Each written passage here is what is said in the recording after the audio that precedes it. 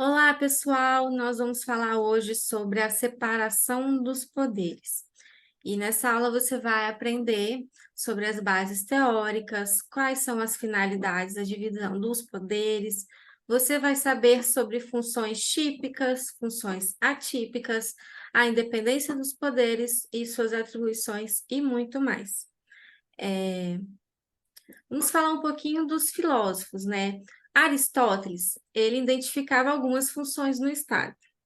As primeiras bases teóricas para a tripartição dos poderes foram lançadas na antiguidade grega, né? Lá antigamente, Aristóteles, em sua obra chamada A Política, ele já vislumbrava a existência de três funções distintas que eram exercidas pelo poder soberano, né? E essas três funções a primeira função era de criar normas, a segunda, aplicar essas normas na administração pública, e a terceira era de fazer julgamentos que esclarecessem alguns conflitos, né, que foram surgindo na execução dessas normas.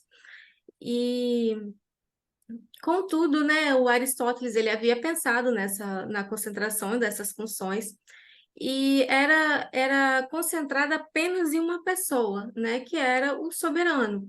E ele teria o poder de aplicar as normas num caso concreto e também julgar alguns litígios que surgissem em decorrência dessas aplicações da lei, né? E foram passados alguns anos, anos e anos, e essas teorias de a teoria em si de Aristóteles, ela foi aprimorada por um outro filósofo que a gente vai conhecer agora.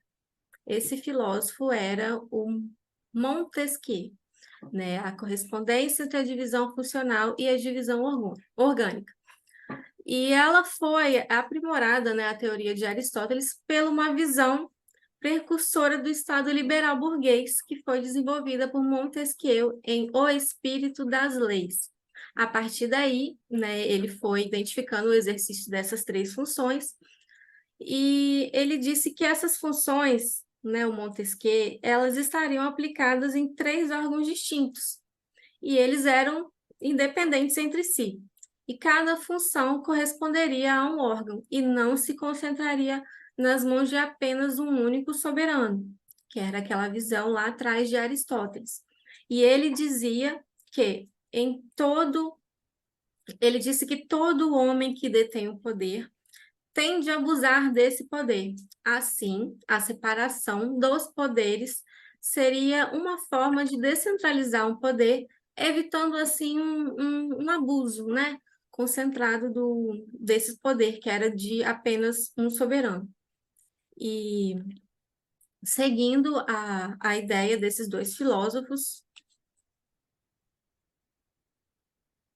então, qual seria a finalidade da separação dos poderes, né? Seguindo essa ordem, o Dmitri, ele fez uma observação com o objetivo fundamental, que era preservar a liberdade individual, combatendo assim a concentração desse poder, isso é, aquela tendência absolutista de exercício de poder político por uma mesma pessoa ou um grupo de pessoas, né? Então, depois de vários exemplos desse mecanismo, de freios e contrapesos em razão da interpretação desses poderes e as interferências ou controles recíprocos, com o objetivo de evitar esse abuso de poder, podemos destacar na nossa Constituição os artigos 5º, o artigo 62 e o artigo 97.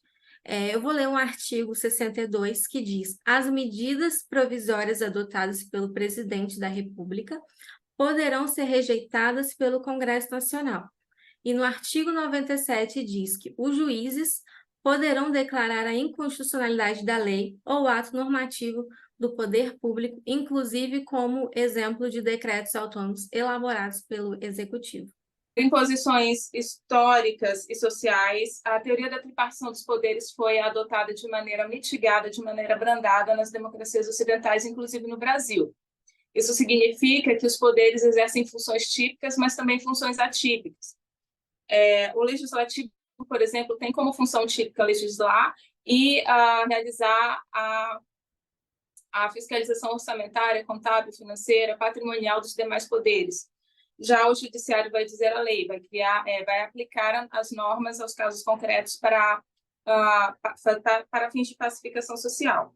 Agora, com relação às funções atípicas, o legislativo ele exerce função administrativa quando ele dá férias para os seus funcionários, e exerce funções jurisdicionais quando julga o presidente da República nos crimes de responsabilidade. Já o executivo exerce função atípica legislativa quando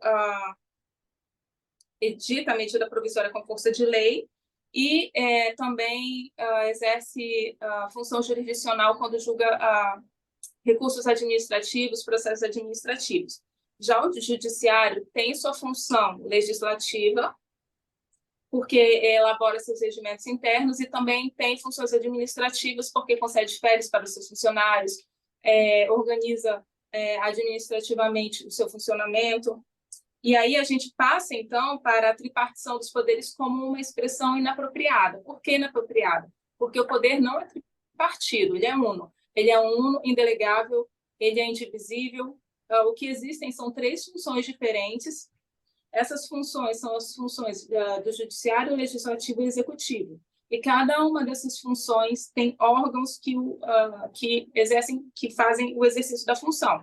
Então, aí a gente passa para o próximo slide, que mostra que a própria Constituição estabelece quais são os órgãos que exercerão as determinadas funções, né? Funções específicas. Então, por exemplo, no artigo 44, o Poder Legislativo vai ser exercido pelo Congresso Nacional. Já o artigo 76 estabelece que o Poder Executivo é executado pela Presidência da República, que é o órgão, então, que exerce esse poder, e que exerce essa função, né? Já no artigo 92, verificamos que o judiciário tem diversos órgãos, então cada juiz monocrático é um órgão, os tribunais são órgãos também, o Conselho Nacional de Justiça é outro órgão. Aí agora o Gabriel pode falar, a parte dele. Bom, e por fim, um dos principais tópicos a se destacar dentro desse assunto é a independência funcional dos poderes, né? Que, no caso, a Constituição elenca, de forma taxativa, quais são as competências constitucionais de cada poder. E aí, dessa forma, com essa competência taxativa dentro da Constituição Federal, cada poder possui a sua área específica de atuação que não podem ser delegados a outros órgãos. Ou seja, cada poder detém a sua titularidade das suas atribuições, das suas atuações típicas, né? Em respeito ao princípio da indelegabilidade de atribuições, que é um dos princípios que rege o ordenamento jurídico, né? A Constituição Federal. Em regra, né, como visto anteriormente, citado pela colega Lorena, o Poder Executivo, ele de forma geral, de forma ampla, detém a titularidade para administrar de uma forma geral. O Legislativo meio que atua na produção normativa e o Judiciário vai julgar os conflitos entre si, os conflitos normativos, o conflito entre pessoas, entre cidadãos, perdão. Contudo, há previsões constitucionais em que, por vezes, os poderes exercem funções dos outros, de forma típica, né? Ou seja, não comum, mas somente podem atuar dessa forma quando há uma expressa previsão legal.